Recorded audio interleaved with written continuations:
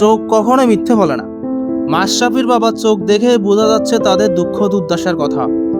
লাল সবুজের জন্য লড়েছেন লম্বা সময়, কিন্তু এখন তার জন্যই লড়াই করার কেউ নেই। 2 বছর যাবৎ কারাবন্দির মতো জীবন পার করছেন। টাকাগুলোও ফুরিয়ে গেছে, টুকটাক ব্যবসা করেই যাচ্ছে জীবন। বাবা গোলাম মুর্তজার চোখ যেন বলছে অসহায়ত্বের কথা, আর মুখ দিচ্ছে তার বিবরণ। একেবারে পথের ফকির বলতে গেলে। আমাদের তো নগদ টাকা পয়সা ওরকম নাইও, ছিল না নাইও। জীবন আসলে বড়ই অদ্ভুত।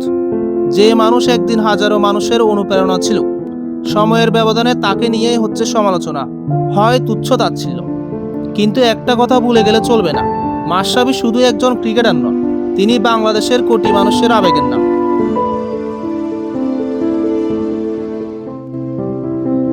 একসময় বাংলাদেশ ক্রিকেটের সব থেকে বড় বড়সের নাম ছিলেন মাশরাফি বিন মুর্তজা, যার অধিনায়কত্বে জিতেছে বাংলাদেশ। সাহস দেখে অনুপ্রাণিত হয়েছে পুরো জাতি। সময় বদলেছে, আগে সে রাজকীয় জীবন আর নেই। চারপাশে নেই আগের মতো মানুষ, নেই আলো ঝলমলে পরিবেশ। জীবনের কঠিন বাস্তবতার সঙ্গে একাই লড়াই করছে বাংলাদেশের সাবেক এই অধিনায়ক।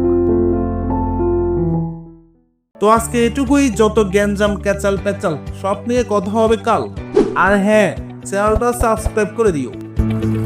হুররে!